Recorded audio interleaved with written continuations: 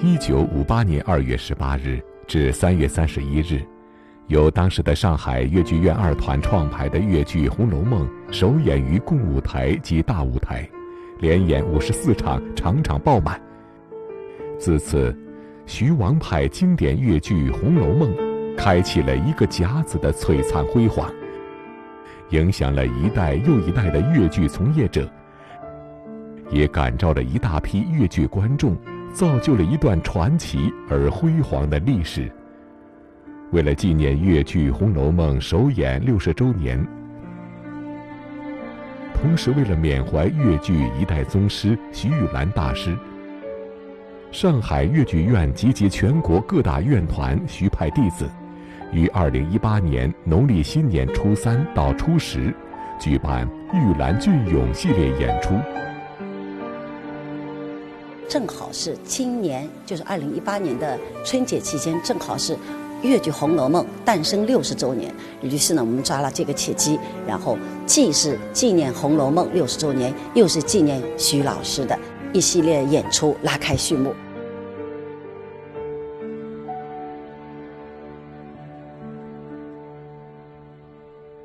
其中2月18日至19日，在上海大剧院演出了2场殿堂版越剧《红楼梦》。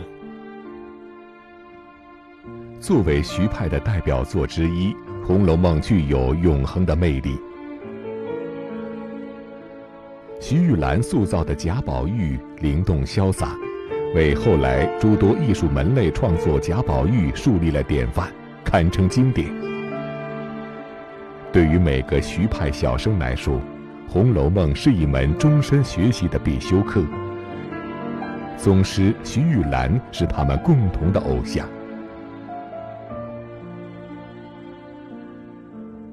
徐老师演的电影版《红楼梦》，我觉得我每一帧都能够慢慢的、仔细的品。他唱的更多，有的时候我有的时候还没唱几句，老师可以从头把你唱一遍给你听。没有这个合适的花旦跟我来搭档，那当时徐老师呢也很着急。一见曾心，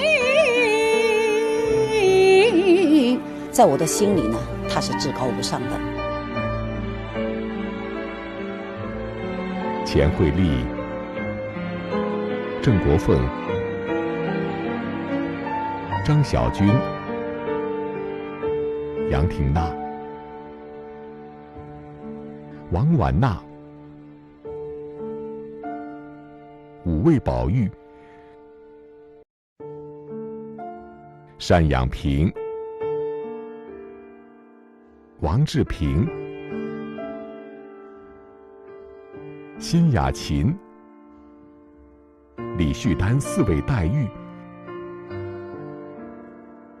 陈颖、黄慧、张咏梅、华宜清等中生代名家携手樊婷婷、吴家燕等优秀青年演员，为观众们带来了一场视听盛宴。在春节期间呢，各个院团他们演员也比较忙，自己就是团里的工作也非常的繁忙，然后他们为了纪念徐老师活动那是真的是全身心的投入到这边，两地奔波。这是一场具有纪念意义的演出，又是一场上海越剧院在传承中奋进发展的启航式的演出。《红楼梦》曾引领着一代又一代越剧人的艺术道路，而今天，《红楼梦》将继续见证着越剧人在继承中的创新与发展。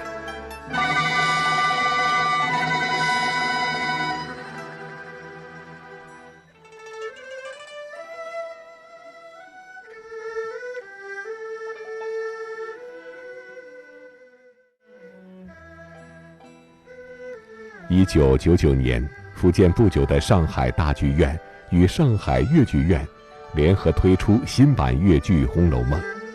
这是第一部大剧院制作作品，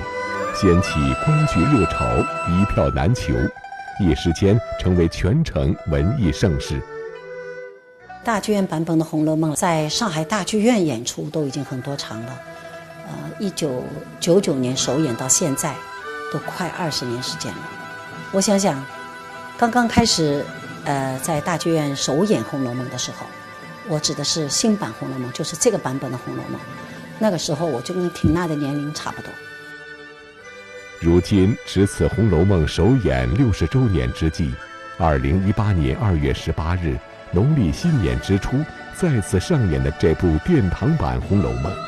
为经典的传扬传播历久弥新做着不懈的努力。当时演的时候也是一票难求。新版的《红楼梦》呢，我们整个音乐呀和处理呀，都有比原来有提升。主要的一点呢，就从99年到现在，我觉得我们的这些青年艺术家，像惠利呀、两平啊、志平啊，他们对人物，我认为已经炉火纯青，就拿捏得很到位了。这是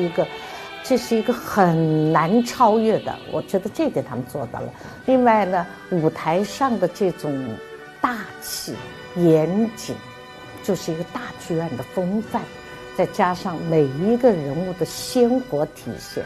我觉得比99年都提升了很多。再加上这次群星荟萃，5个贾宝玉，4个林黛玉，各有看点。2018年2月18日，是粤剧《红楼梦》首演60周年的纪念日。在这个特殊的日子里，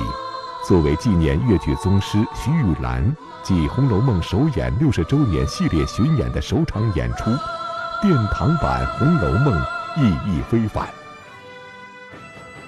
今年的大剧院版本的《红楼梦》呢，其实就是1999年新版《红楼梦》的基础，主要的是宝玉和黛玉的演员有所不同。以前呢都是我一个人演到底，或者是单阳平演到底，或者是王志平演到底。可是今年呢，是因为带有纪念意义的，所以呢，我们分了5个宝玉、4个黛玉来完成这个新版《红楼梦》的这一台大戏的演出。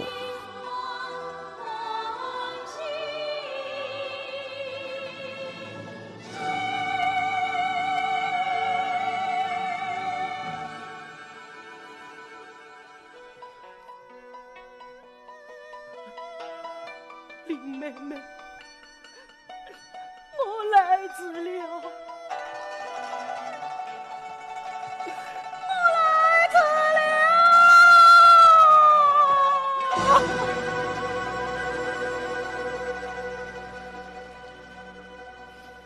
金月良缘将我骗。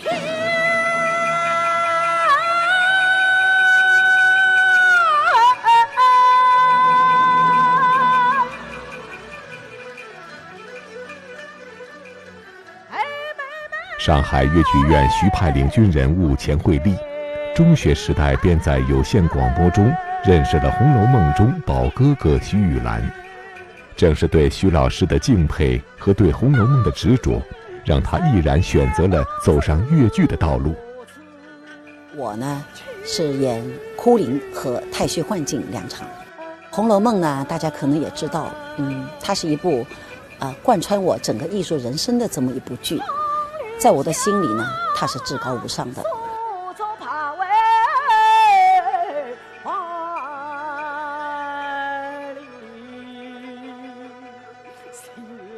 我认识徐老师是因为是一部《红楼梦》的电影。徐玉兰老师认识我的时候，我们也是因为《红楼梦》。《红楼梦》贾宝玉3个字，其实已经根植于我的心里。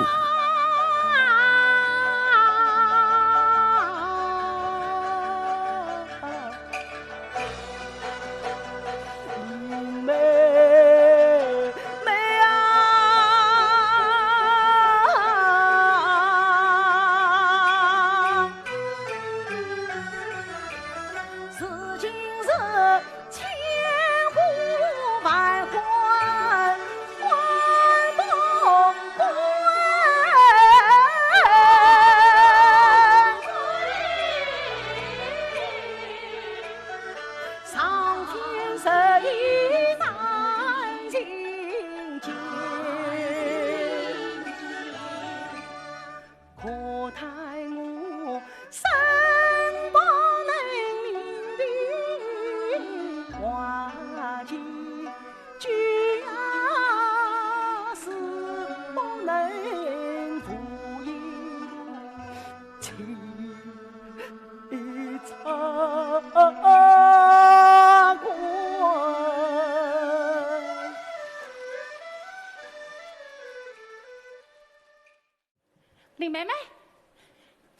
从古到今，天上人间，是天间诚心满意的是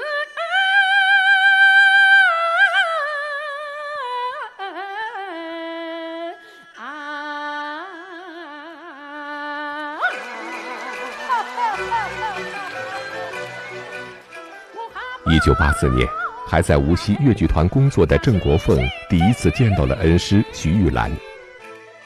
那年，团里排演《红楼梦》，经何战好引荐，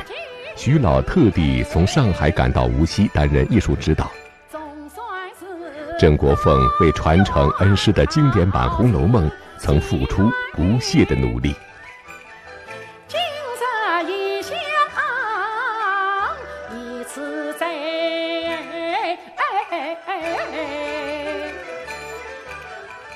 《红楼梦》对我们所有唱徐派的小生演员是很重要的，太有感情了。那么作为老师，对我这个戏这个《红楼梦》也是很关注。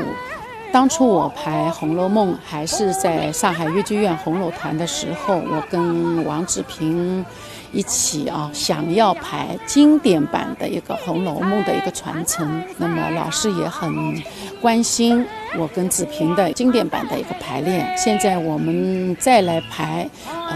殿堂版的一个《红楼梦》那么我参加了《金玉良缘》。《金玉良缘》这团戏呢，我说是比较喜庆，那么也是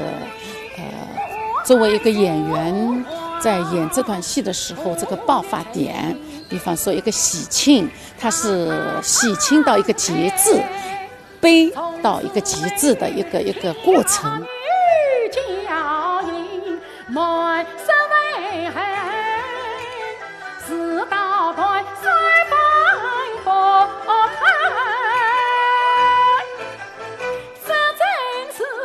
女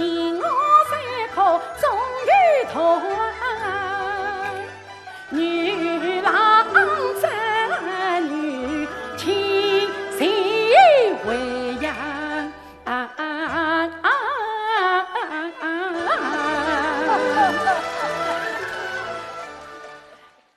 想当初妹妹终将我从来到，抱有是终日相陪共欢笑。我把那心上的张小军与恩师徐玉兰先生结缘于1992年，在老师的鼓励下，他利用暑假演出空档到上海来学艺。为了更好地传授艺技，徐老师让他住到自己的家里，在老师的悉心指导下，学习全本《红楼梦》。我情是张张结结来走了。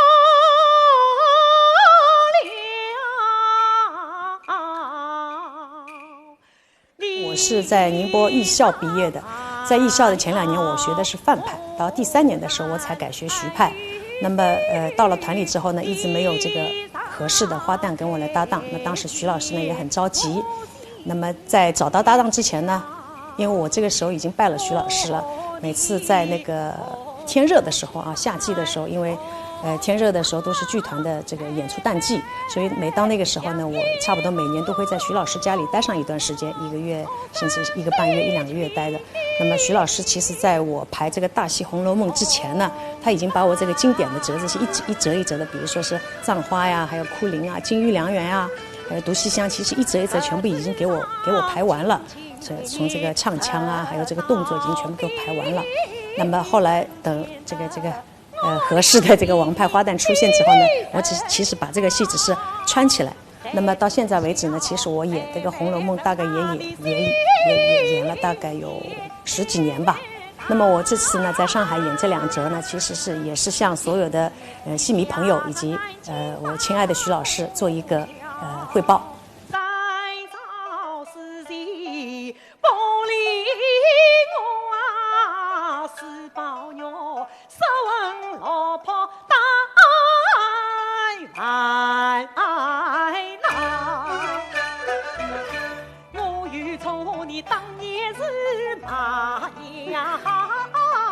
为什么月儿鼻子将我跑？离愁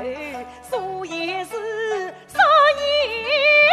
好，为什么半生都是你常悲好？你叫我不明不白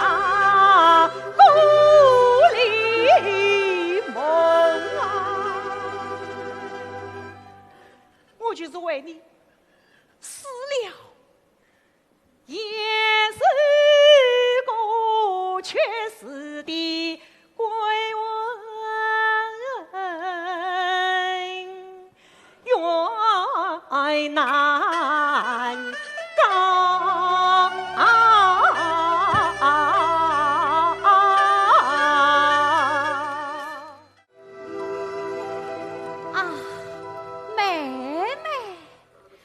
我是个多罪多病生你就是那亲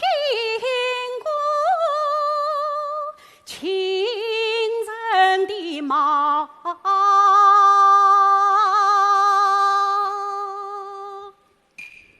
粤剧电影《红楼梦》是上海粤剧院优秀的新生代徐派传人杨廷娜的粤剧领路人。她与恩师徐玉兰结缘于1995年，那时的廷娜刚刚进入上海戏校1年。徐师亲自来到学校，手把手辅导她《红楼梦》哭灵一折。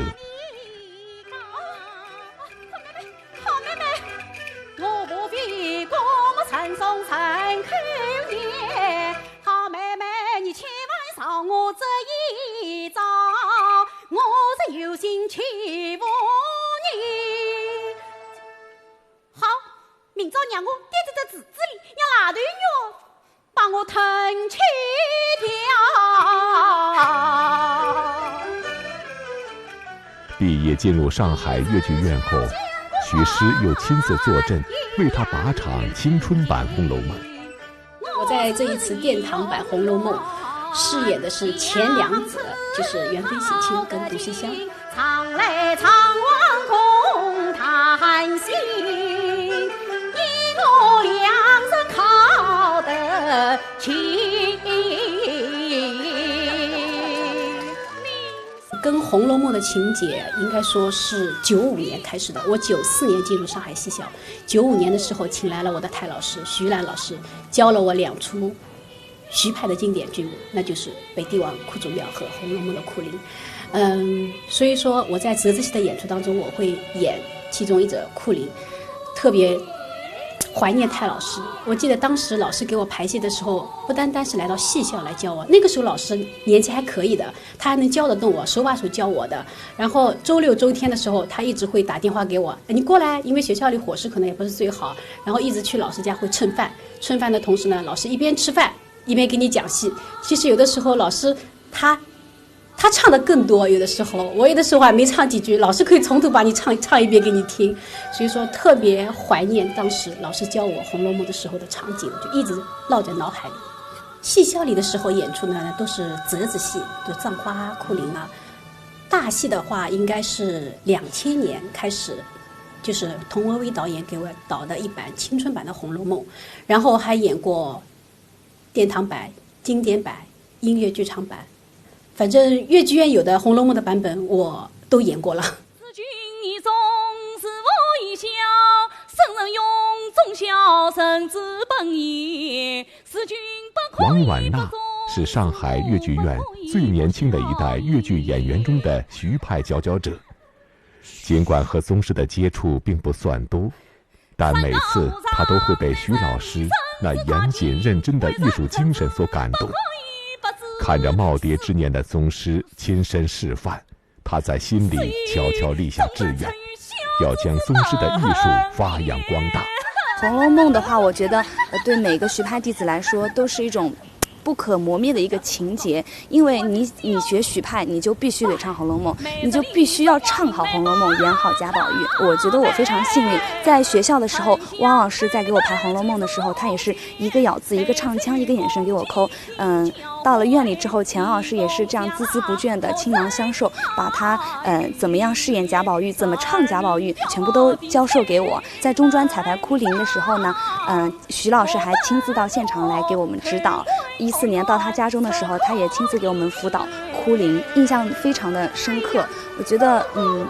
红楼梦》它其实不仅是一出戏，它更代表了徐派一代一代传承的这样子一种源源不息的一种精神。我觉得作为最年轻的一代，我一定要把这个戏好好的传承下去。徐王版《红楼梦》为粤剧艺术开创不朽丰碑。此次大剧院殿堂版《红楼梦》的看点，除了5位贾宝玉，还有深受观众喜爱的4位林妹妹：单养平、王志平、辛雅琴、李旭丹。他们对《红楼梦》、对徐师同样有诉不完的思念之情。徐老师和王老师是我们红楼团的家长，我们进上海豫剧院的一点一滴，都是在2位老师的辛勤培育和培养下一步步成长的。所以老师是看着我们从第一次的《红楼梦》走到现在的《红楼梦》。今年是《红楼梦》串排60周年，它经历了一个甲子，但是依然有着旺盛的生命力。这我觉得就是老祖宗们、老师们给我们创下的宝贵财富。所以我们这一代应该有责任、有义务将它传承发扬下去，使我们的粤剧永远闪烁光芒。不管什么时候，我们只要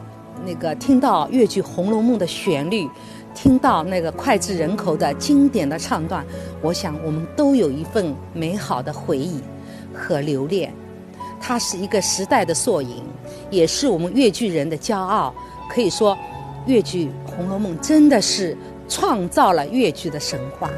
我们值得骄傲。我是唱着《黛玉葬花》走进上海豫剧院的，迄今为止应该有30多年了吧。《红楼梦》是我演艺生涯中演出最多的一个剧目，也是给我带来荣誉最多的一个剧目和角色。作为演员，在每次演它的时候都会有不同的感受和火花，但至今之日留给我影响最深的就是当时我们正和那个戏校的那个小朋友们在外面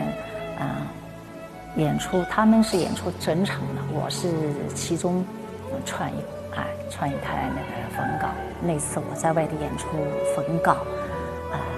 徐老师离开了我们，所以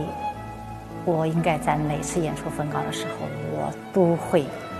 深深的想念和怀念我们的徐老师。我当时在舟山粤剧团，一个非常小的剧团，海岛剧团。我们团当时带来了一台折子戏，我也从来没有见过王文娟老师，虽然是非常崇敬她、喜欢她，但是呢，当时呢，我选了一出《黛玉焚稿》，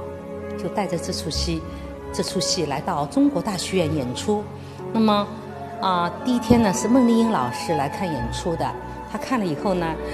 她第2天呢在粤剧院碰到王文娟老师，跟她说：“老师啊，你一定要再忙，你一定要去看看这个小朋友，他实在唱得太像你了。”结果第2天呢，王文娟老师和傅全香老师就来到了那个中国大剧院看我的演出。那么演出结束以后呢，我终于在中国大剧院的后台见到了我心意已久的王文娟老师。然后呢，老师来到了后台帮我改装，非常亲切地跟我说：“志平啊，你如果演出间隙有空的话，上我家来一次哈。”然后呢，我就抽空到他家去了。就此，我跟王文娟老师结下了深厚的师生之情。我们当初排那个越剧《红楼梦》的时候，来到上海越剧院红楼越剧团，其实真的是徐王老师手把手教我们的。我印象非常深刻。因为我们演对手戏的时候，有的时候感情不能演到位，老师他们就亲自不厌其烦的示范。有黛玉葬花有一段戏，就是黛玉在给宝玉擦汗的时候，宝玉很深情的就痴痴的看着黛玉，突然抓住她的手，深情无限的说了一句，可以说是用气声发自内心肺腑之言说了一句：“你放心。”哇！我当时因为他在为惠丽讲解这段戏，那么把人物的内心的这种解剖讲解得非常的到位。我作为他的那个对手戏，当他握住我手的一瞬间，哇！我感觉到我的全身的汗毛都竖起来了。我真的有一种感觉，他就是贾宝玉，而且我都不敢直视他的眼睛，然后我的心砰砰砰砰乱跳，也非常情不自禁的，就是看到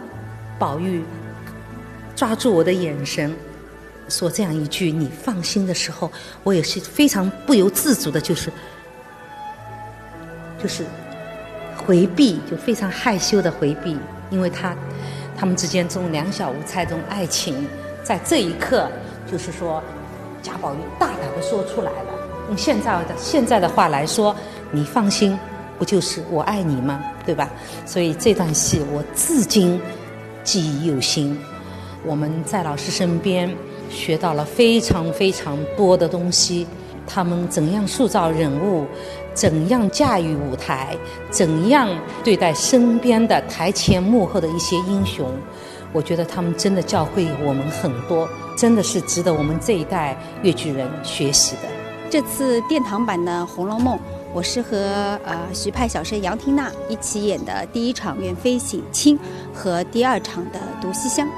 我进入越剧，学习越剧，喜欢越剧，其实也是从看了王老师的电影《红楼梦》开始的，也是《红楼梦》带我走了这个越剧事业的这一个道路。那么这一次我们几代人吧，一起演出这个殿堂版《红楼梦》，我觉得意义也是非常深刻的，传承吧，一代一代一代这样传承下来。我们最小的这一代其实也就20几岁，刚刚从学校毕业，所以说我觉得《红楼梦》对于我们来说是一个非常意义重大的经典的剧目。这次呢，因为参加2018年的春节联欢晚会，所以呢前期《红楼梦》的排练都没有参与。我们是大年初一直接飞到上海，然后初二呢就进入了上海大剧院合成，初三初四就给大家献上了这一场演出。这场演出呢汇聚了很多的明星老师们跟我们几代人，有5个贾宝玉，4个林黛玉。那我在里面呢也参与其中，非常的荣幸，也非常的值得纪念。因为今年是《红楼梦》的60周年，那也是纪念徐玉兰老师的一场演出，所以过年的时候希望带给大家精彩的呈现。80年代我们都是因为越剧电影《红楼梦》而走进越剧舞台的。那时候的电视机只有9寸大，很多人家呢就挤在一块儿看那个越剧电影《红楼梦》。哎呀，那真是盛况空前啊！所谓红楼越剧团，就是因为《红楼梦》而享誉全中国乃至世界。我们作为下一代，我们一定要把它传承好，继承好。我想至少在《红楼梦》这样一部经典的剧作中，我们真的要有一种敬畏的心，来把它向艺术大师致敬，拿出我们这一代人的精神。那么我相信徐兰老师、王文娟老师乃至当年创造《红楼梦》这部经典制作的所有台前幕后的工作人员，一定会感到非常的欣慰。我想这也是广大戏迷观众最最期待的。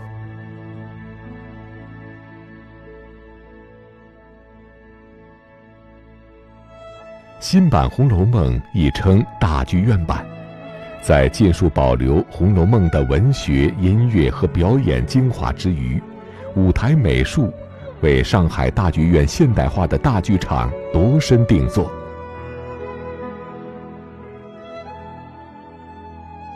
再现出一座精美大气、富丽堂皇的大观园。当时排这个新版《红楼梦》的时候，我们上海大剧院刚刚建成，因为有这么一个艺术殿堂，所以呢，觉得我们经典版的《红楼梦》从主题黛玉进府切入，就感觉呢，不能完全展示贾府的那种富丽堂皇的那种阵势，从兴旺到衰败。可是有了这么好的一个剧院，当时大家都提出来，领导当然也是很支持，都提出来能不能展示有贾府金碧辉煌的那一面，于是就考虑了元妃省亲。其实殿堂版《红楼梦》跟经典版《红楼梦》还是有区别的。经典版《红楼梦》呢是从黛玉进府开始的，天上掉下个林妹妹开始，然后我们殿堂版呢是从元妃省亲。确实，元妃省亲走进大剧院，大幕一开，你肯定能感觉到气势非常的宏伟，真的。我们的宫女太监从深处走到前处，这个纵深你就会觉得这个气势就出来了。所以说这个版本我觉得也是独一无二的，特别棒。这是我们童老师他的构思，他的设想。特别是我们这个元妃省亲的大幕开，整个荣国府的这种大气，观众看了以后，大家就都觉得这个童导真的了不起。元妃省亲和黛玉进府呢是元妃省亲在后，那么如果说我们这个戏如果是还是黛玉进府切入的话呢，慢慢的再是元妃省亲然后再多西厢什么，这样下来的话呢，就感觉这个整个场次感觉让观众感觉有点凌乱，前后呼应就不够。所以呢，就考虑到元妃省亲作为开场，然后太虚幻境作为尾声，作为结尾，应该说是和经典《红楼梦》来比较的话呢，因为各有千秋。在上海大剧院的舞台上，上海越剧院的主创团队营造出了长达40米的纵深感，有40名宫娥太监开道，灯盏辉煌，元妃在半副銮驾的簇拥下华丽登场。殿堂版《红楼梦》由此拉开序幕。1999年排的时候，我们去过戏校，我们也去过一幢正在建筑的房子，这个房子没有窗户的，反正还不是成品房，是通过我们同事之间认识这个老板，然后我们在他那个刚刚建造好、刚刚钢筋水泥搭好的房子里面排练这个元妃省亲，因为场面大，实在是没有地方可以容纳得了我们这么多人，但是舞台上好看呀。你说一个贾府的富裕，当然我觉得人是不可缺少的，而确实贾府在兴旺的时候真的是丫头有多少家人有多少不得了的人，所以还是要体现一下这个贾府的从兴到衰的这个一个过程。这部宏大辉煌的舞台巨制，除宝玉与黛玉阵容令人豪华到炫目，薛宝钗、王熙凤、贾母、贾政、元妃、紫娟等数十个有名有姓的角色，以及宫娥、太监、家丁、悲女、仙子、乐手等共计近100余名演员，华丽呈现的背后是大家对一代宗师的缅怀，对经典巨作的深情。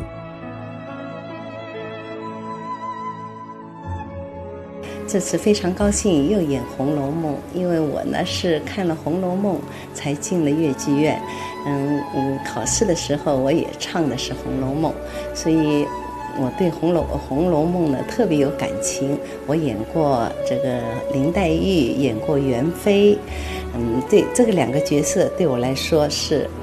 非常非常的喜欢。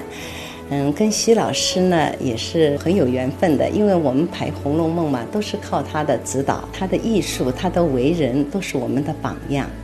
这次我在大剧院版演的是薛宝钗，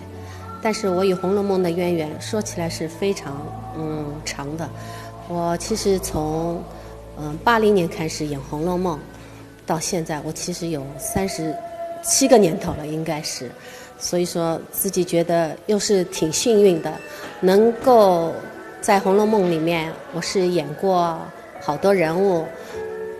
80年我毕业的时候演的是贾宝玉，然后到83年的时候我演的是紫娟，到日本去。然后86年的时候，那个时候我已经唱副派了，但是领导决定要到法国去演出，又让我就是唱回《红楼梦》，然后一直到后来我演出的那个薛宝钗，一直演到现在薛宝钗。但是我还演过《红楼梦》的泽子兴，我们红楼之声的那个晴雯补球，晴雯别宝玉。所以说《红楼梦》对我来说也是我人生的一个重要的里程。我特别感谢徐老师，在我刚毕业的时候，他是手把手的来辅导我《红楼梦》贾宝玉的，所以在这里我也是向艺术家老师们致敬。《红楼梦》是我们老一辈艺术家留下的宝贵财富，那么作为我们这一代人，肩负着承上启下的一个责任。这一次特别荣幸能再一次参加殿堂版《红楼梦》的演出。那么我在这个《红楼梦》当中呢，扮演贾政。说到贾政这个角色呢，我就想起我们的前辈艺术家许天鸿老师。我非常荣幸，我这个角色无论是唱还是表演，一招一式，一句唱一句念，都是老师手把手教我的。刚刚开始学这个角色的时候，其实我是陆派小生，要唱许派老生是一个跨越，一个度很大。那么我觉得我担不起，而且尤其是在唱方面，我觉得我不够，力度不够。小生和老生之间还是有区别，力度不够。但是徐老师不厌其烦的一句句帮我教。我记得有一次半夜天热的时候，老师12点钟打电话给我，他说：“黄慧啊，侬唱歌啊？”“哦，我唱歌了。”“侬日子唱出来了吧？”“唱出来了。”“侬唱给老师听一遍。”“好，我老师夜里12点钟了，屋里向人侪困觉了。”“哦，好啊，侬不要唱，老师来唱。”老师在电话里面唱了1个小时。其实这说出来是觉得还蛮好玩，但是就说明一点，老师非常对我们的要求非常严格。我们是大剧院殿堂版呢，也是将近演出也20年了，我也是20年的老紫娟了，那观众也是比较熟悉，也比较喜欢我。跟《红楼梦》的感情的话，那要追溯的是我小的时候就参加《红楼梦》的演出了，那时候我是演袭人，后来就是98年复排殿堂版那个大剧院的版本《红楼梦》，到现在整整20年。感慨还是蛮多的。那时候，我演出这个剧的时候，大概只有30岁，那现在已经50岁了。演出经验也好，方方面面也好，那肯定是比当初要成熟很多。以前是比较青春靓丽啊，那现在呢就比较成熟，比较沉淀那种感觉。5个贾宝玉，4个林黛玉，慧丽就跟我开玩笑，她昨天就跟我开玩笑，她说：“张咏梅这次演出你主角，你一个人演5场了。”对吧？就有5场戏有我，然后他说我只有2场，他们一直说是流水的林黛玉和贾宝玉，然后铁打的紫娟嘛，这是慧丽开玩笑跟我说，我说好，反正你们需要我演出嘛，还能出来演尽量跟观众能见面。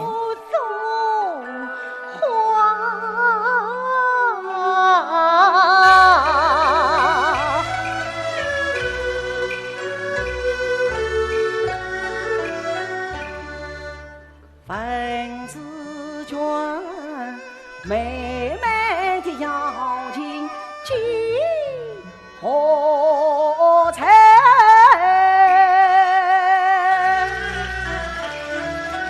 金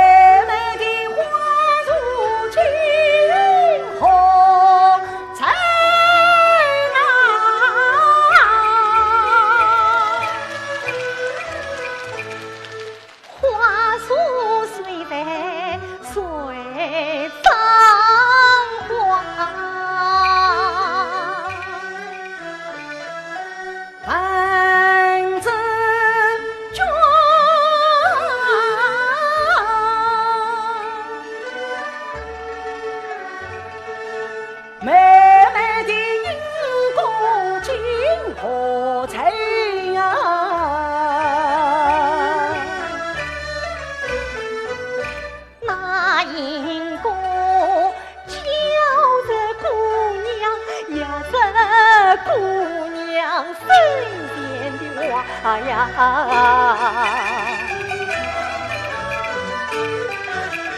那云高言辞情何你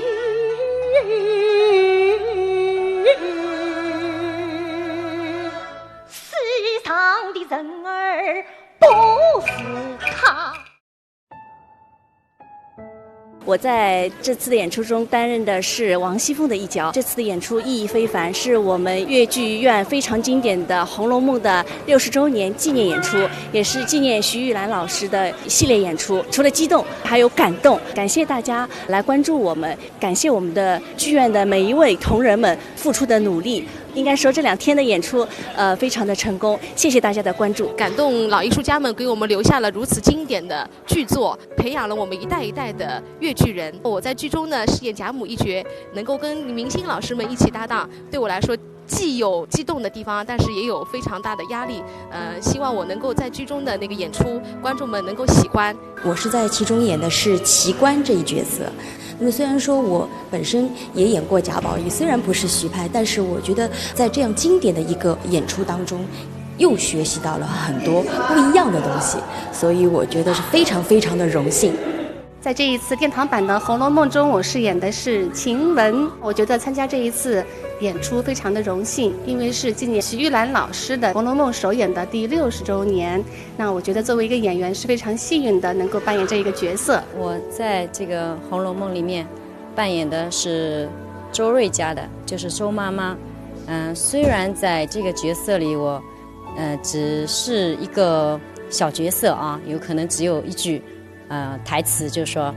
老太太领家的人那块包儿也来了。但是我觉得如果是一个好的演员，哪怕他没有一句台词，在台上也应该有他该有角色的一个仪态。童导也是看着我长大的，从青春版《红楼梦》就是他手把手教起的，人物自传啊、人物小品啊，都是从导演开始的。导演今天晚上还在跟我说，就是说缇娜，我还是能看到你青春版《红楼梦》当初我教你的每一个动作、每一个眼神，好像你还是烙在脑海里的，每个动作还是很可爱。我说可能是因为童导当时给我排的时候也很用心，自己学的时候当初也是第一个大戏，所以也自己也很用心学。今天我跟辛雅琴也在说，我说好像仿佛回到了童老师给我们排的那个，特别是那个毒西厢那一场，小宝玉那种稚气的那种感觉。很荣幸参与到这个大剧院的这个《红楼梦》演出，特别是纪念我们徐玉兰老师这个演出盛典。从58年到18年，我们有60年的一个甲子，经久不衰，真的是我们粤剧的经典。第一次演袭人是在10几年前，当时是拍了粤剧电影，当时是郑国峰老师和王志平版的经典版《红楼梦》。那么在10几年后又再次荣幸的扮演这个角色，我也是觉得非常意外，因为平时演的角色都是薛宝钗啊，还有一些王熙凤这样的。那么我觉得能够在《红楼梦》中演这么多个不同的角色，我相信也是因为领导觉得我可以胜任吧。从排练到演出一直跟着这个整一个剧组走，然后可以看到老师平时排练啊什么，也可以一边学习一边排练，我觉得非常有意义，对我们来说是一个特别好的一个演出任务。大家新年好！我跟王柔桑这次非常有幸参加我们上海粤剧院的殿堂版《红楼梦》。尽管在舞台上没有看到我们，但是我们在幕后参加了这个合唱组的表演。这次能够参加我们这个殿堂版的《红楼梦》呢，我们也感到非常的荣幸。尽管我们的行程也非常的匆忙，之前呢参加14省的电视台的一个戏曲春晚，然后又参加了上海各界人士团拜会，但是呢能够参加这个戏，我们都非常的高兴，因为这是我们剧院阵容最强大，然后场面最恢宏的一个戏，也能够重现我们上海粤剧院的一个辉煌。我们这次乐队的配置还是跟15年的时候一样的，就是把2个团的乐队全部都并到一起，然后是集中了2个团的精英吧，可以说，然后大家还是都是相互协作，蛮努力的完成了这次演出。这次的殿堂版的那个《红楼梦》啊，我们乐队啊用2个团的组合，人员呢将近40个左右，所以呢在这个练乐当中包括排练热程当中都非常的紧，所以说呢，大家呢齐心合力，有我们的队长2个团的协调，把这个整个《红楼梦》的任务完成。所以说这个音乐有的是就是新写的，去年那个大剧院殿堂版的《红楼梦》，我们朱立希老师重新写的，有原来老的，乐队也是2个团组合起来的，所以说有的东西要练，所以有我们的指挥跟主胡老师、队长一起，所以我们加班加点的把这个任务完成。我们这一辈人演的在《红楼梦》里面的角色，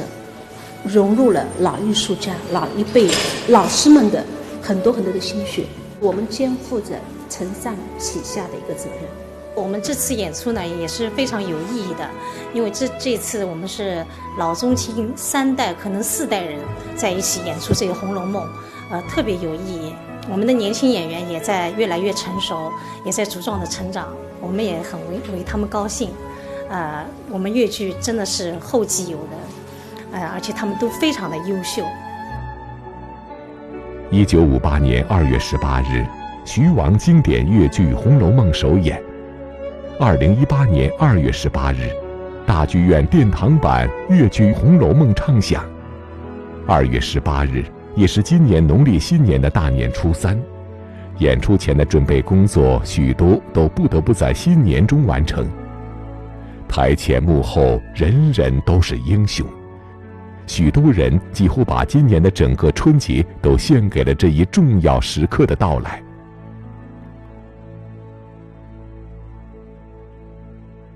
我们全体演职人员大概全院出动了将近200个人左右。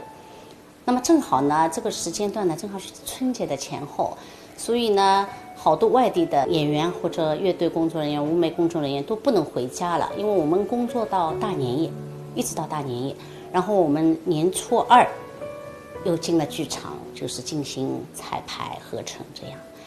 然后这个期间呢，真的作为红楼团团长也是非常感动，就是同志们的这种状态都非常的好，都非常的没有一点怨气，就是大家觉得哎呀，尽管是这样，那是值得的。年30呢，我在央视呢刚刚参加完那个春节联欢晚会，那么年初1呢是赶回了上海，那么初2我就进入了那个殿堂版《红楼梦》的排练，其实是蛮辛苦的，今天跟昨天2场演下来，我觉得感觉还是蛮好的。我觉得能跟这么多的老师同台演出，特别的开心。在这个排练的过程当中，我也看到了大家都非常的认真，之前排练了也很久，然后我们又从年初2到现在，那么我觉得能够参与其中，我觉得也就是非常的荣幸，而且学习到了很多老师身上的东西。今天是大年的初4，我们从初2开始就开始工作了。虽然说，可能对过年来说可能会有点小小的遗憾，但是作为一个演员，能够给观众们带去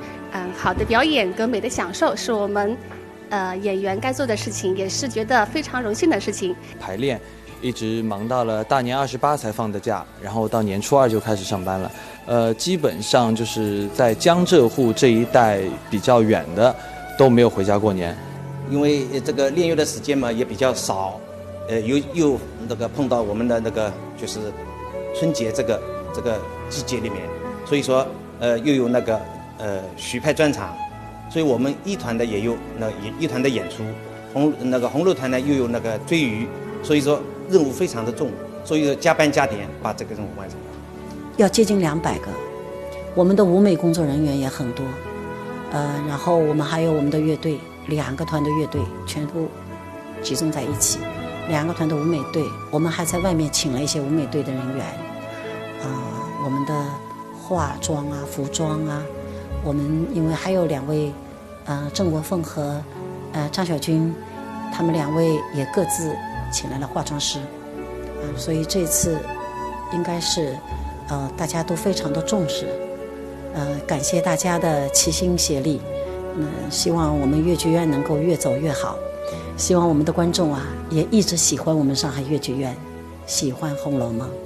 好多人都是带病工作，因为天气关系嘛，好多演员都发着高烧，但是都默默地在坚守着自己的岗位。我们的乐队也是，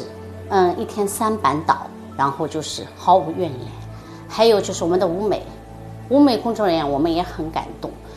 他们就是一直工作到14号，也就是大年夜嘛，就是为了装台，然后我们全部把灯光做好，一直到年初2，我们演员乐队进来进行合成彩排。这次纪念宗师徐玉兰老师的一个演出活动，那么我们行业也是大力的支持。那么我们在这段时间演出也很繁忙，那么包括戏曲春晚啊，我们自己院团的所有的演出，我们是就是说抽空就在这个期间，我们尽量来配合。我们有几个徐派弟子们，他们是从外地过来的，他们各有各的工作。那么他们能够可以尽量克服自己的困难，到我们上海越剧院来参加这个2018年的殿堂版《红楼梦》的演出，这个我从内心来说也是非常感谢他们的。正是大家的通力合作，才使得演出得以顺利进行。我作为学生啊，我觉得我是非常怀念我的老师，他已经去世已经快1年了，4月19号是他的忌日。我们选择了这个时间段，就是为了让大家对我的老师，对徐玉兰老师能够刻骨铭心，永远记住徐玉兰老师所创立的徐派艺术能够代代相传。在太虚幻境的音乐声中，宝玉和金陵12钗正侧、副侧、右副侧的女孩子，及警幻仙子、仙境里的花仙和乐师一同亮相，由全新的控制系统同时操作的6个升降台，为观众营造了美轮美奂的观戏体验。元妃省亲和太虚幻境的场面都比较大，很多观众很喜欢太虚幻境，因为每一段折子戏他们都熟悉，但是就太虚幻境只能是这个版本的《红楼梦》里才有，其他的任何一个版本都没有，所以大家蛮喜欢这段戏。经久不衰的掌声响起，这是观众对全体演职人员的最大肯定。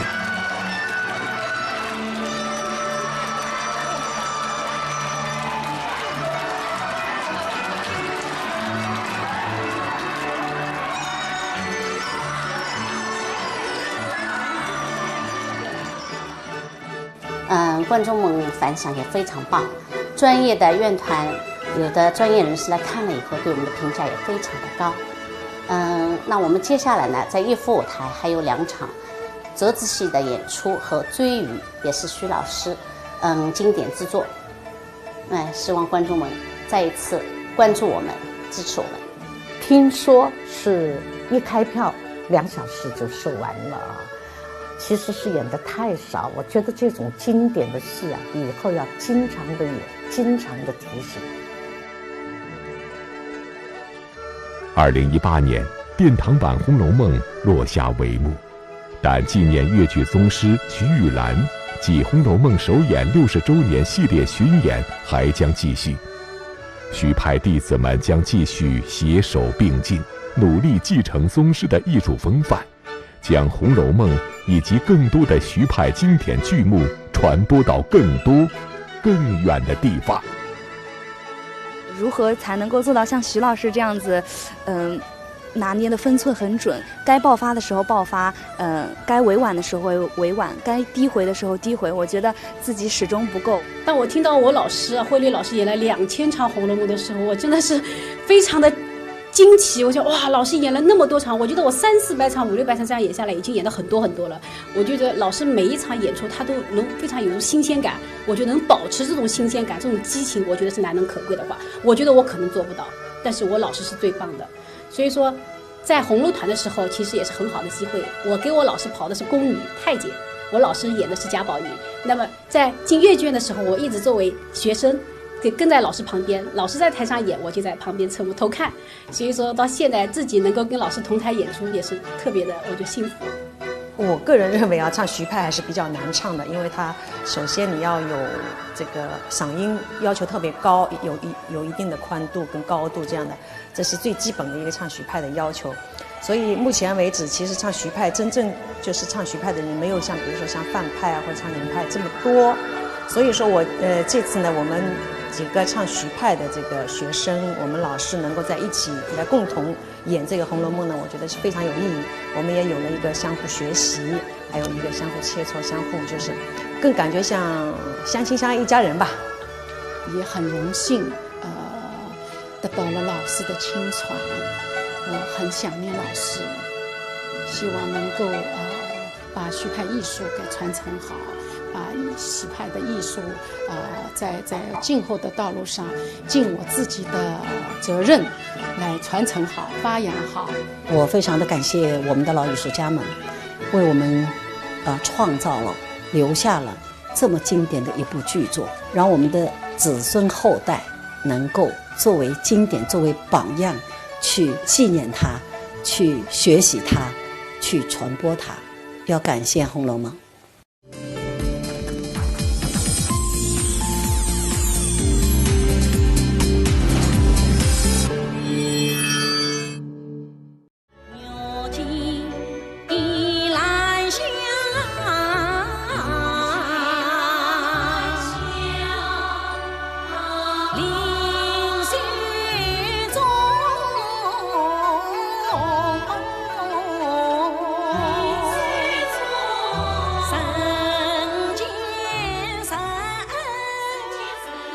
2月23、24日连续2个晚上，由上海越剧院主办的越剧徐派经典折子戏专场，在上海天蟾逸夫舞台上演。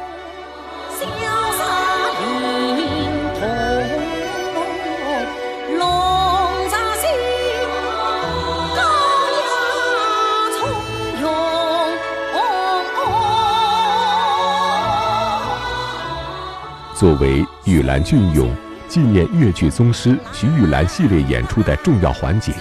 折子戏专场分为上下2场。节目云集了来自上海越剧院、杭州越剧院、浙江小百花越剧团、绍兴小百花越剧团、宁波市小百花越剧团有限公司、温州越剧团等众多专业院团的优秀徐派弟子及传人。他们以2晚共计300多分钟的精彩演出，表达对宗师的无限缅怀。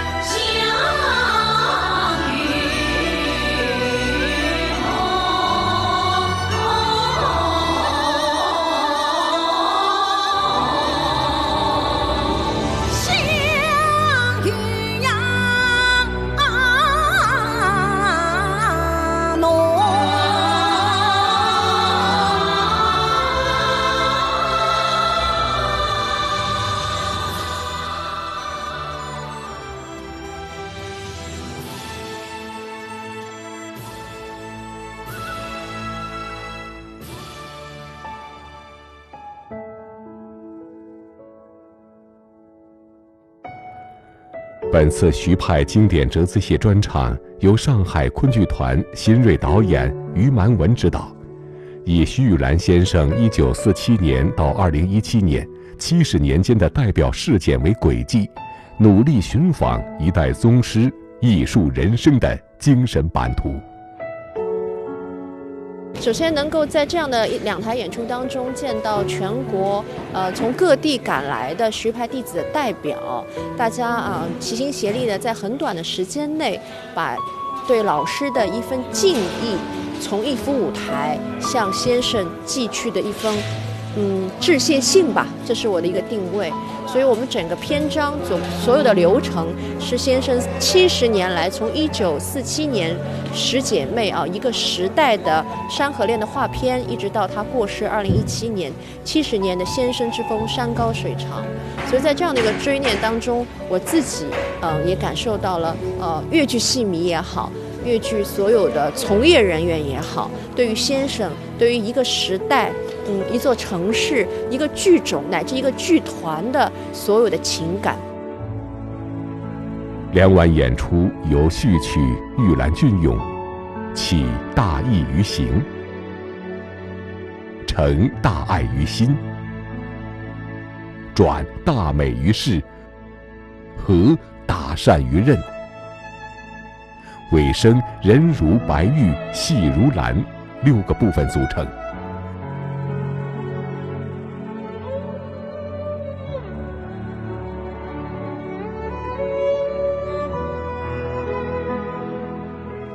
其中穿插《山河恋》1947，鸭绿江畔，回眸应校尉，自有后来人，3个情节剧的创作。高2的时候，那时候我的老家在湖南，我在一次非常意外的一个情况下，在商店里面去找《红楼梦》的资料的时候，在一个很角落的地方找到一个1962年的《红楼梦》的电影的碟片。那个时候我就看了《红楼梦》之后，就一发不可收拾，所以就从那个时候开始，我就喜欢上了粤剧，就心心念念的要到这个地方来，就这个地方到上海粤剧院，这个地方是徐老师在的地方。《红楼梦》一直是我的一个情节，所以这次在徐派专场能够为徐老师表达一下我的尊敬和思念，我觉得真的是非常的荣幸，也非常的感恩。以及由小朋友们带来的《红楼梦》想当初片段。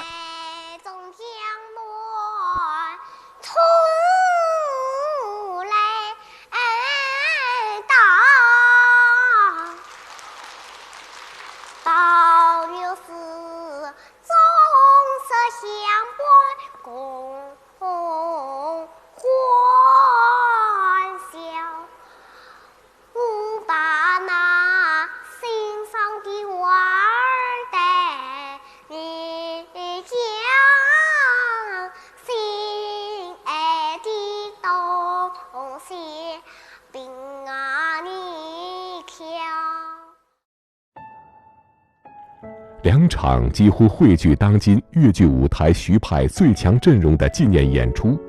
是这些在大师的光环与艺术成就下成长起来的中生代、新生代演员们对师门的惦念与感恩。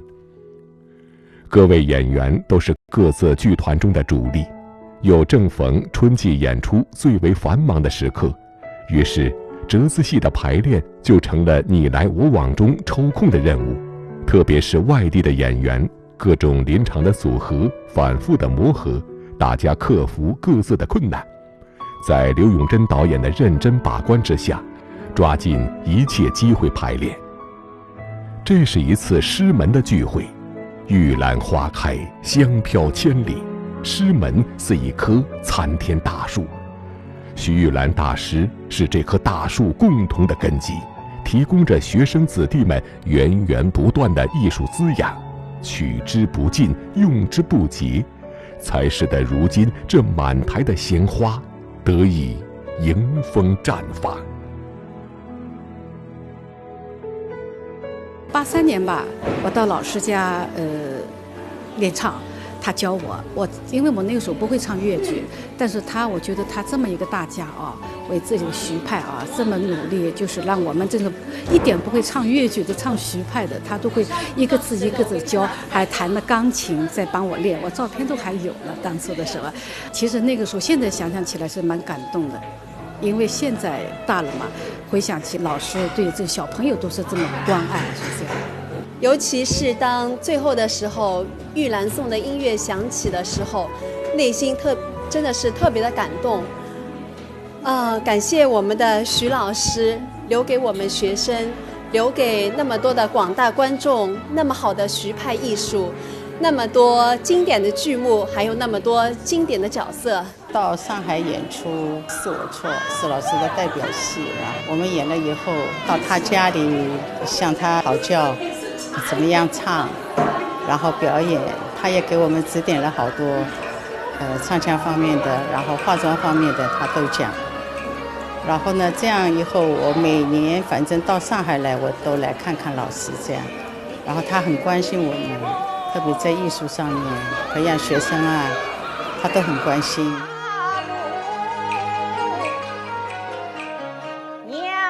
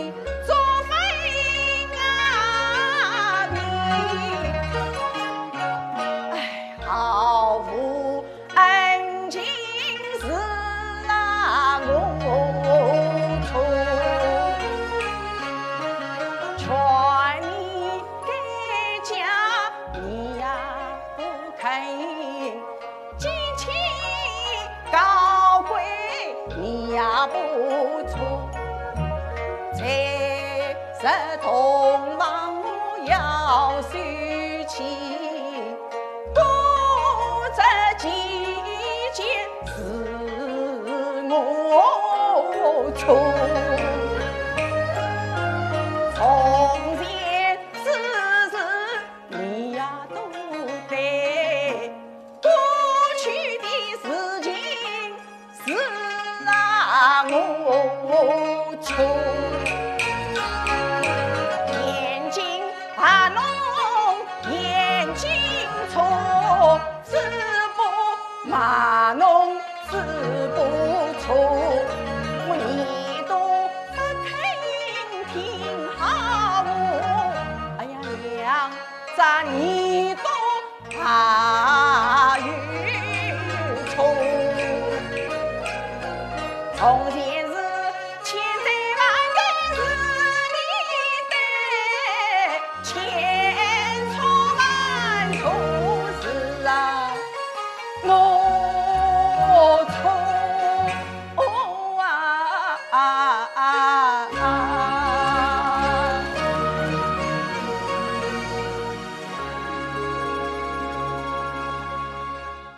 从小就听徐老师的唱腔和他的视频，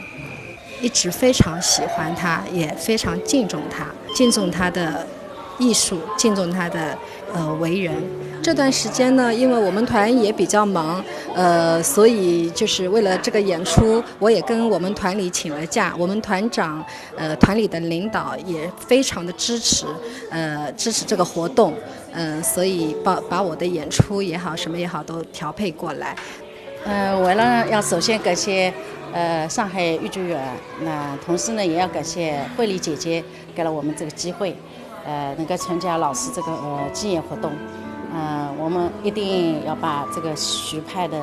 艺术传承下去，发扬光大。我是91年认识徐老师的，那个时候我第一次到上海演出，演的是北帝王哭祖庙。那么老师呢特意到瑞金剧场来看我的演出，这样我就跟徐老师就这样认识了。我感到非常的荣幸能参加这个活动。然后我希望我们徐派的艺术呢，能够源远流长，发扬光大。我记得在西校的时候，泰老师帮我们上课，他的音容相貌我永远记在心里，还有他的上课时候的严谨，我都会永记在心上。折子戏专场中，演出的是北帝王哭祖庙这一折戏。这一折戏呢是徐玉兰老师她的艺术生涯中非常重要的一折戏，也是跟她以往塑造的角色中比较不同的一个角色，因为她是需要同时兼备文武双全的这样一个角色，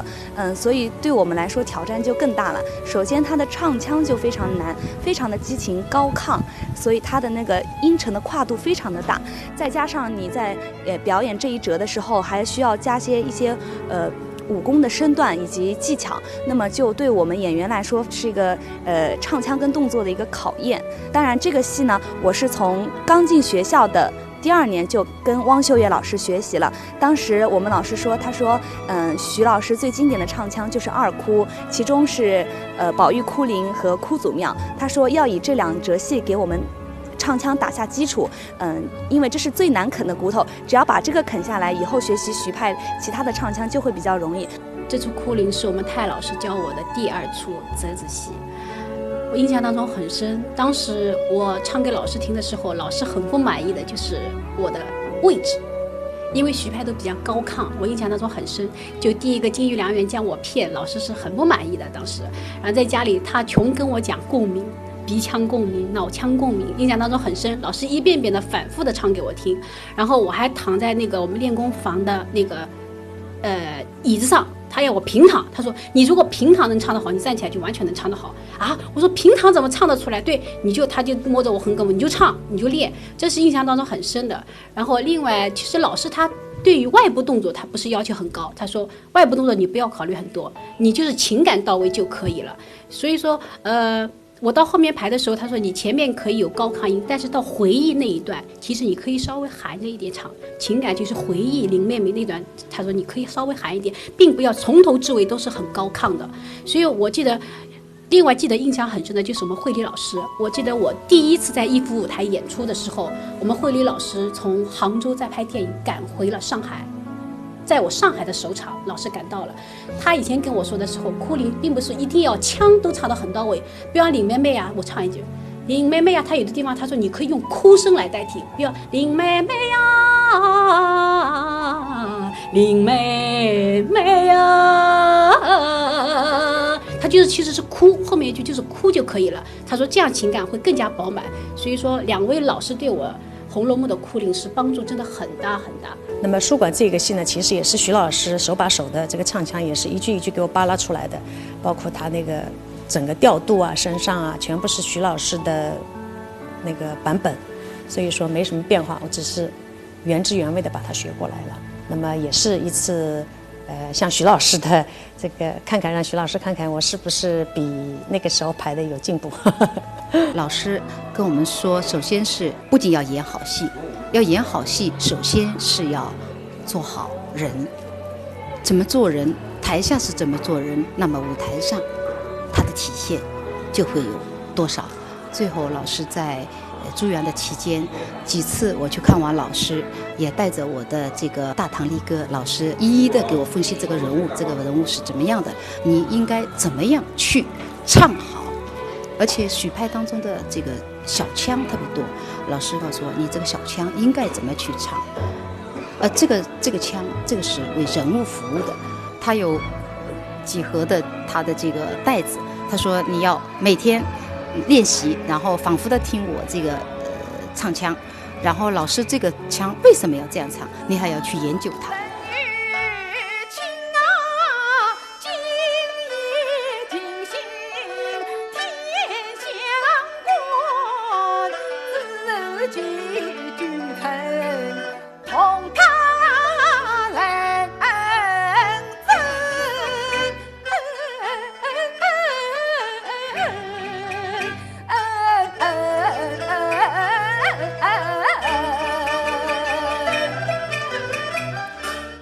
《沉香传》的爱歌，那么我跟我们的青年演员来一起合作。那么我希望青年演员青出于蓝胜于蓝啊，老师辈就是也是妈妈辈，跟李学丹来合作。那么李学丹也是很努力，那么进步也很大。我好几年没有跟他在一起，一起排练啊、演出啊，我感觉他是很有进步，也很有潜力。陈家这当是当根葱，谁知道你我终于两相逢。四季当中四季听啊，四季当中四季动，沉香当当的朦胧叮叮咚，是一口沉香朦胧朦胧沉香爱情中。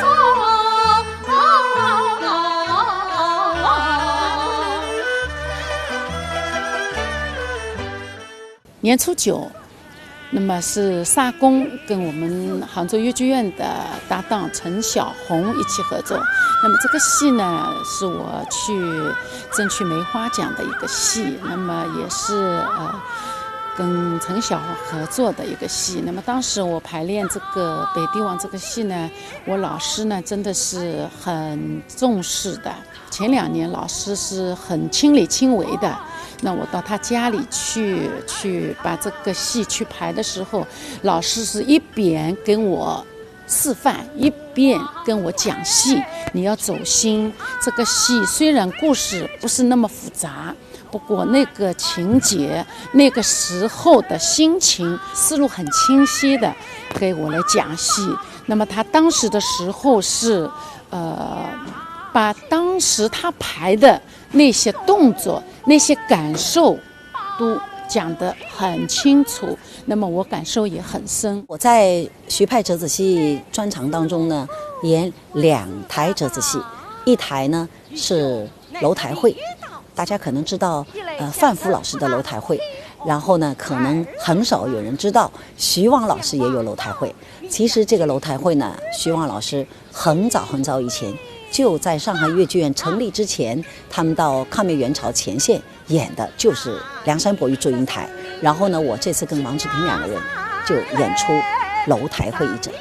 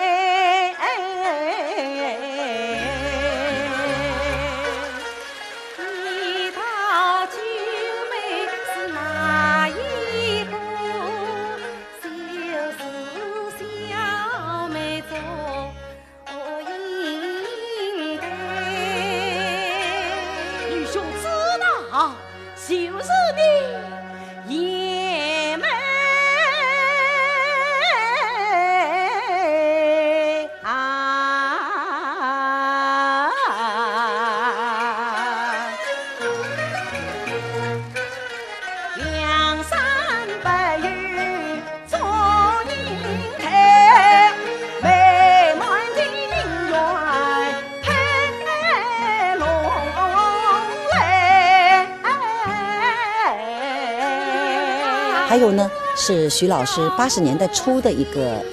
比较大家比较公认的一部戏，也是老师创作下来的一个经典的人物张继华，就是《西园记》。《西园记》里面的张继华里面的一折叫叶记。我呢是在07年的时候年底的时候，徐老师找我谈了，要我到戏剧学院呢去教学。那么为了传承老师的艺术，也为了报答老师的恩情，所以我呢是答应了。这一教就是10年，10年来，现在去年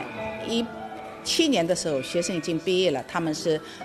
大家都知道的，上海我们越剧界的第1届本科班。那么现在这些学生呢，昨天跟今天都已经演出了，所以我想用自己的实际行动。一方面我是学了几十年的老师的艺术，另一方面也把这些个呢要传承给下一代。我希望我们的青年演员，也能够更好的继承和传承我们徐派艺术，把老师的好的艺术作品、好的人格都传承下去，这就是最好的纪念。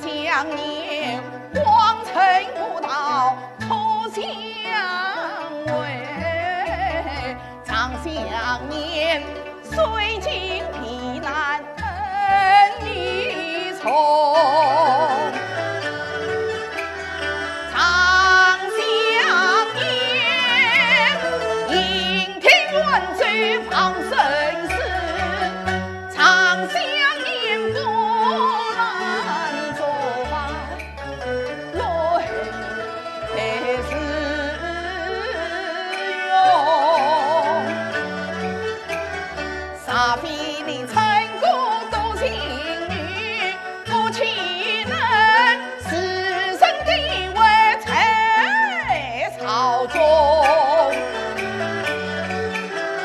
戏子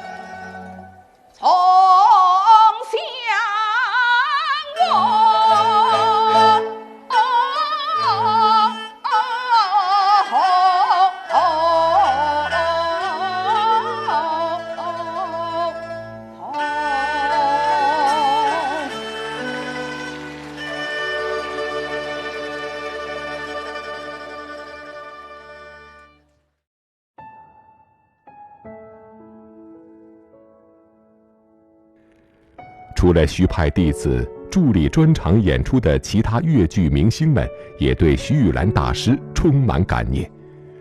流派宗师们为剧种开疆辟壤，各自建立丰功，学习越剧前辈们的团结精神，使今晚的天蟾舞台更加熠熠生辉。这次在徐派折子戏专场中，我演的是孟丽君的华丽园。2场折子戏我都有的，第一场我饰演的是《西厢记愁韵》里的崔莺莺，今天是饰演的是《天香馆》里面的皇后。徐老师是我最最尊敬的一位老艺术家，他生前真的对我也是百般的关爱，他也非常喜欢我，他一直喊我紫娟，梅子，小紫娟。他空的时候都会把我叫到他家里面去跟他合唱《问紫娟》，真的这些都是很美好的一个回忆。我呢虽然不是唱徐派的，但是我作为一个越剧人，能参加这次演出，我觉得非常的荣幸。徐老师在舞台上的那种精神真的值得我们学习。我在10几岁的时候看《红楼梦》，就非常非常喜欢徐老师的唱腔。当时我学会的第一段越剧就是第一件称心满意的事。跟徐老师面对面接触是在98年，当时的时候周伟军跟我一起学爱歌，然后就到老师家里，到徐老师家里的客厅里，然后王文娟老师、徐老师他们2个人指导我们2个人。当时的时候我们初茅庐，初生牛犊，这个非常的不懂事，在老师面前说着这个戏的这个表演啊什么的，老师非常宽容，也非常的理解我们的这种莽撞，对我的教导非常深。我之后想起来，就等到我慢慢长大以后，我觉得我在老师面前的那种粗鲁的感觉，确实我很可笑，但是老师非常宽容。我们在80年代初的时候，红楼越剧团刚刚组建的时候，有2位老师挂帅，我们同时付出了很多徐王派的经典的一些保留制作，也包括《梁祝》。那么当时红楼团作为一个改革试点团，每年要完成非常多的演出，我们全国各地有的时候1天2场，有的时候从东跑到西，今天侧台，明天又到另外一个地方演出。那时候的徐玉兰老师和王文娟老师大概刚刚是过花甲之年，作为自负盈亏的这样一个改革试点团，那么他们真的是不遗余力啊！这么大的2位艺术家，他们除了演出，还要有的时候接待来自全国各地的一些演出商啊，还有一些包括各个方面综合艺术的考量，还有对下一辈的培养，对剧目的生产。想起老师当年，因为了节约一些创作费用，我记得楼台会是徐兰老师亲自做的导演，带领我们到香港去演出，那是99年，然后跟这个老师又有一次更近距离的接触，因为我们是第一次到香港，香港观众对我们一无所知，他一个就是过来人，以及在这个香港有一定影响力的这样的一个艺术家来推介我们。就站在这样的高度来推荐我们的时候，我们非常感动。然后他又思路非常清晰敏捷，就让我们觉得，哎呀，真是，就感觉到是我们一个学习的榜样。而且这种学习的榜样，不是说你能够学就能学到的。他是一个智慧的人，是一个智者，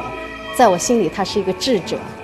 虽然他洞察一切，知道我们的毛病在哪里，但是他不说，让我们自己去悟，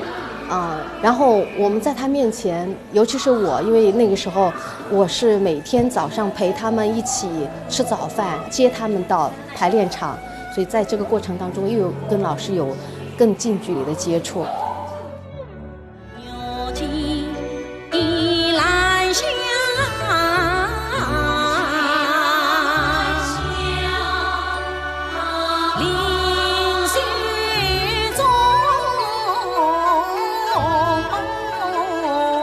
感念恩师，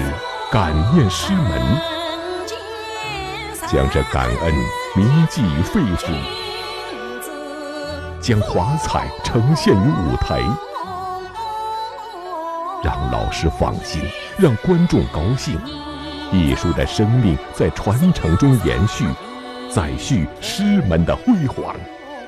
这么一个特别的氛围下，我第一个上场还是有点紧张的，但是很高兴。我想老师一定也会很高兴。以前演出的时候，第一段唱腔是没有的，那么我后来因为太喜欢这一段唱腔，我就把它加进去了。那么整个符合了导演的要求，那么观众也很喜欢，我自己呢也很。怎么说呢，也很满意。总的来说呢，我觉得非常的成功。这些观众呢，都陪伴了我们这么多年。有的老观众是看了徐老师的戏，逐渐变老；还有些观众呢，是我们培养的这些中年观众；再还有一些呢，是我们下一代的演员们培养的青年观众。所以，徐派艺术需要传承者，观众也需要有传承的人。2晚的上海大剧院殿堂版《红楼梦》演出，2场天蚕一夫舞台的徐派折子戏专场，激起观众们对徐玉兰无限思念，成为沪上热议焦点。年轻的粤剧以其不停歇向前发展的脚步，汇聚老观众的同时，也吸引更多的年轻人走入剧场。整体舞台设计，然后和演员的这个作品质量，然后包括对徐老师的生平介绍，然后就感觉非常的感人。初次去大剧院看的《红楼梦》，然后这次徐派的2场专场演出，还有今晚的追鱼，每场都在看。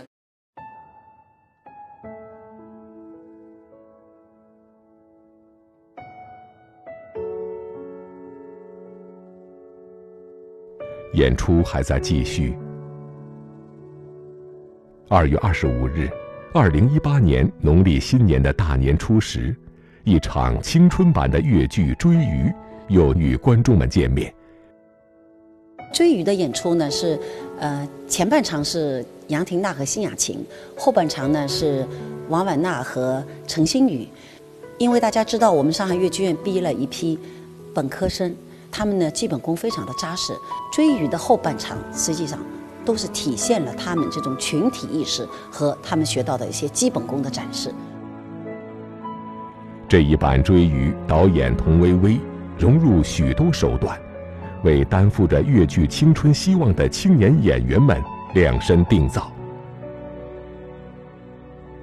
因为这个追鱼啊，粤剧院来说是家喻户晓，而且还是粤剧界来讲，也有很多院团都演了这个戏。作为我们自己院里呢，也是排了好几稿。如果是说完全是按照原版来排，我认为也不是不可以，因为它本来就很经典、很精致，也非常好。但是我想，总要有一个创新吧，总要有一个超越，所以我就。最后在这个拔铃上面，我考虑了很久，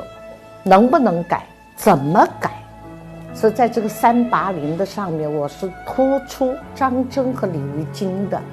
这种情感。李玉京为了人间的真情，不顾一切的付出；张真为了他的情感，他可以哪怕是一条鱼。我也和你生活在一起，我觉得这个把戏的主题和人物整个提升了、升华了，所以这场我是做了一个重点的修改。舞戏的重新设计和编排，以追鱼及拔铃2场中大量的武打场面为代表，展现了踢枪、串翻身、托举等相结合的武功技巧。其中发挥了上粤新生代演员的整体优势，传承了老一辈粤剧艺术家文武兼备的优良传统。舞台演出中，追鱼是最早开始进入排练的。不一样的张真携手不一样的李玉京，是否能够受到观众的认同，尚未可知。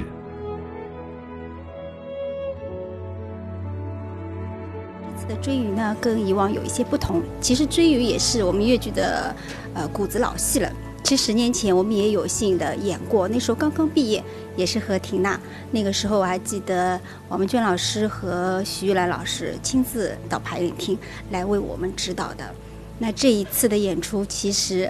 心里的感受是不一样的。那么徐老师不知不觉也离开我们了，有1年了。这次为了纪念他，我们办了这样子一系列的演出。这一次演出呢，可能在音乐、服装上面、布景上面有了很大的改变。那么对于我这个人物来说呢，其实呢还是跟原先差不多，但是呢，我们童薇薇导演呢可能更注重性格，然后书卷气，憨厚。那么在书馆这一场呢，有很好的演绎。追鱼，这个戏呢，对我来说是非常非常有感情的，因为我考戏校的，考进戏校那时候。最后一场考试的时候学的就是我张真远道来投亲。后来进了学校之后呢，我们第3年就学了这个书馆的折子戏。当时学完之后，我非常有幸还在11年的时候跟王志平老师一起去了香港演出这一折戏。之后在2013年的《粤女争锋》的时候，我在总决赛的时候唱了书馆这一折，然后也非常荣幸获得了学生组的亚军。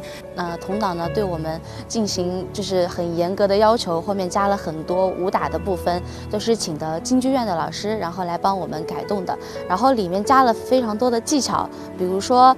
有翻身滚啊，还有一些那个背包之类的动作，都是以前粤剧没有用到的。然后这一次对我们挑战也很大，但是我们觉得，因为现在还年轻，然后大家都可以发挥出自己最好的优势，把握住这一次的机会。前半场的演出，张真和李玉京由杨婷娜和辛雅琴担纲，李鱼更为俏皮了。我们在那个舞美啊、灯光啊，包括服装上，都是重新创作的。那么在表演上呢，也是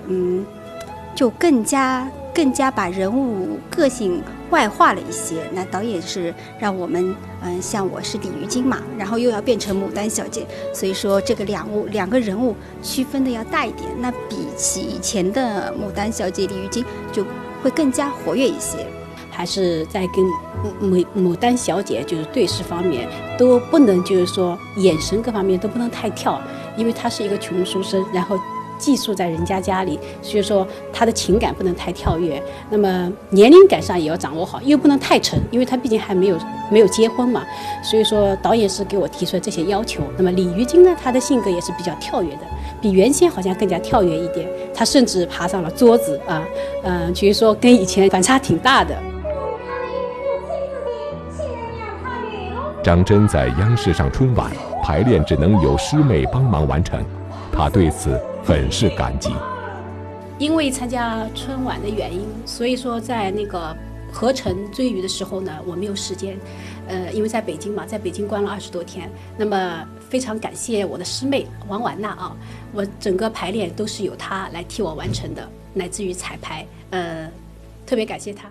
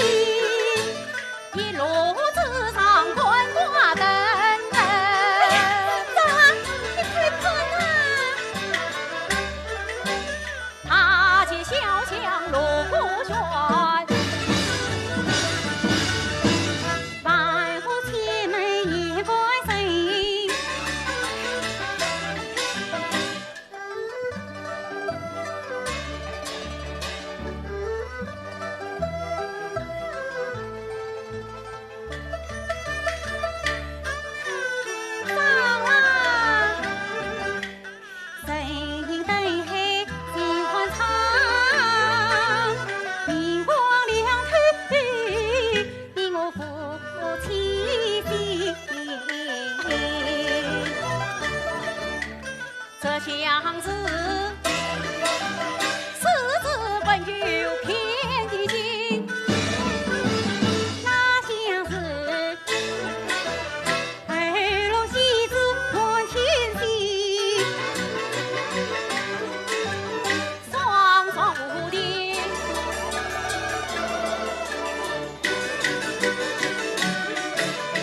荧光的梦，非得鸳鸯比较对。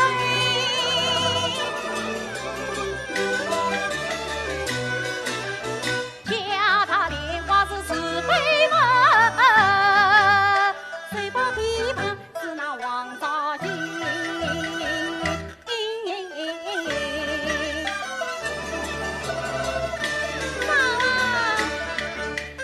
更那金衫衣裳神仙对，画的是神仙相配两人。好一在断桥相会怕坐等，恩爱夫妻怒气生。灯发黑，天下谁做母的不成夫妻两离分。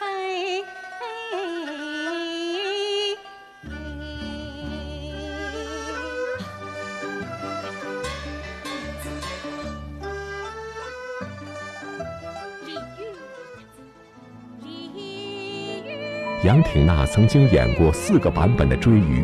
每一次的演出都会让她想起与太老师徐玉兰之间的点滴往事。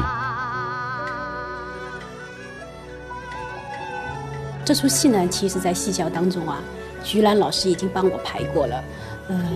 印象当中很深。老师那个时候年纪也有点大了，但是他冒着酷暑来到了上海越剧院，帮我跟辛雅琴排戏。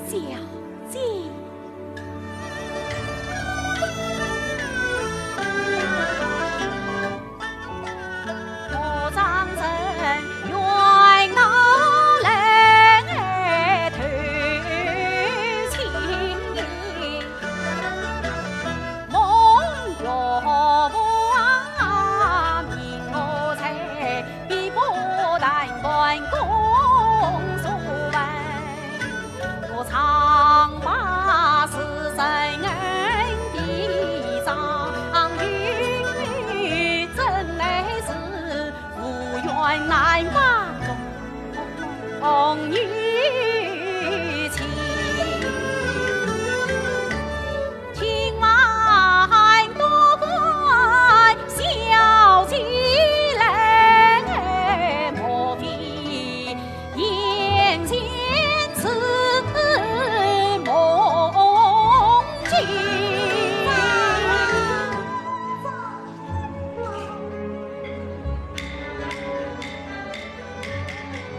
新秀王婉娜与陈欣宇担纲出演的后半场张真与鲤鱼精，他们在戏校时已经多次演出该剧。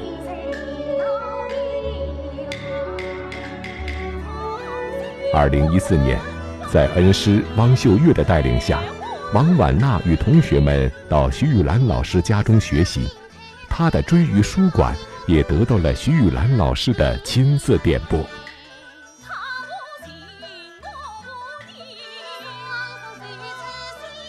2014年去拜访了徐玉兰老师，他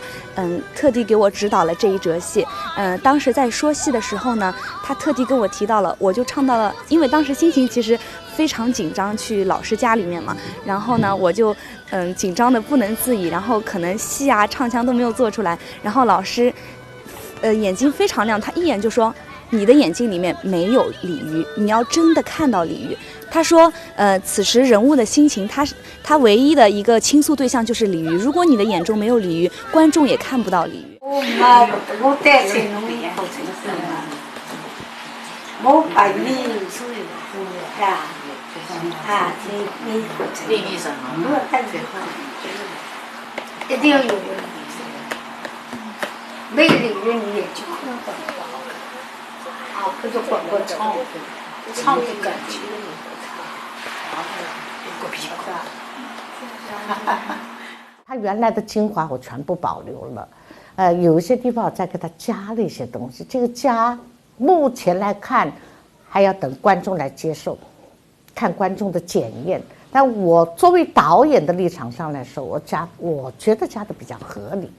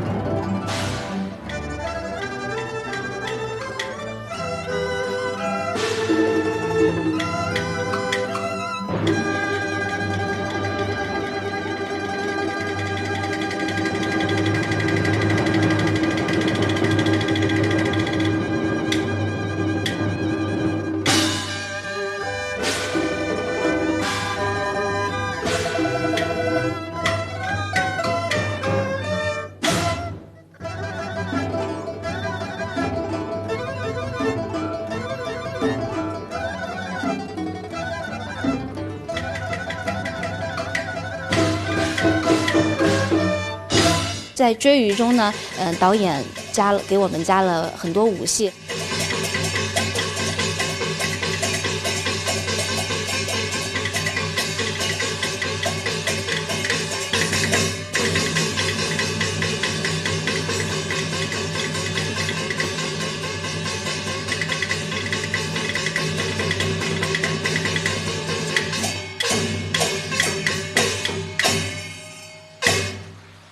那么今天演出的武戏中间有很多武打的场面，那么观众看到之后呢，也是非常热烈的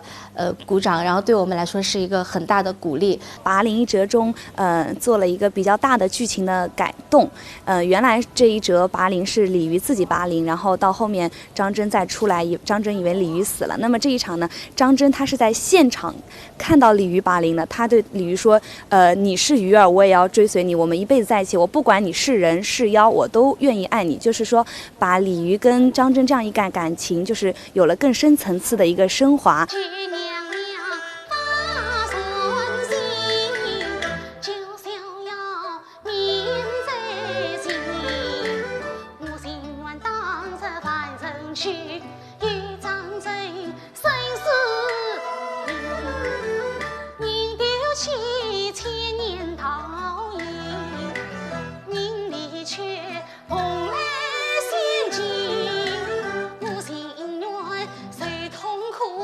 怕心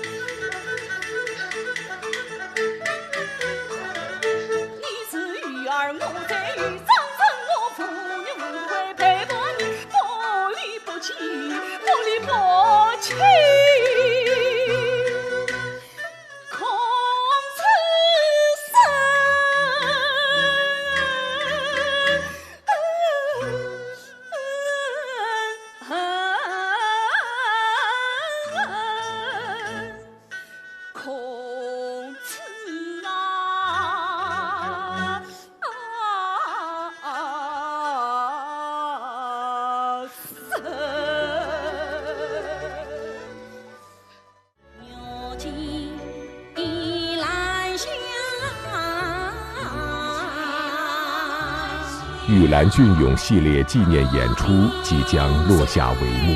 年轻的越剧一代才刚刚起步。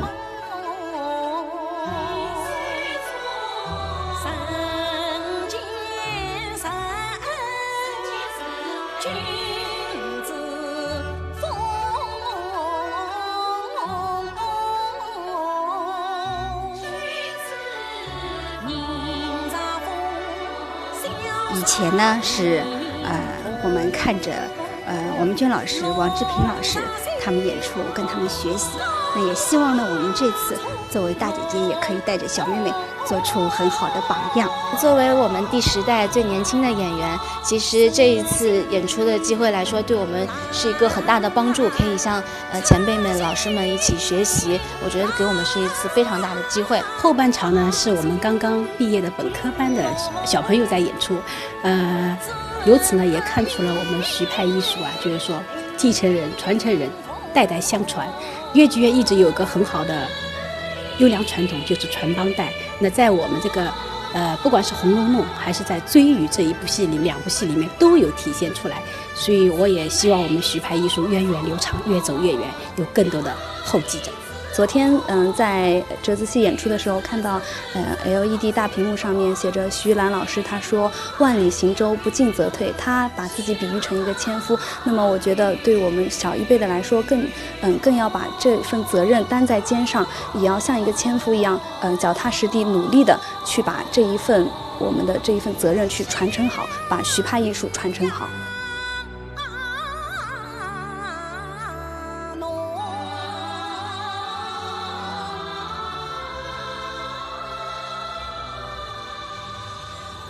老一辈艺术家们赤手空拳开创的基业，中生代艺术家们南征北剿挣来的江山，今后要靠这些新生代们的力量，继往开来，再攀高峰，再创辉煌。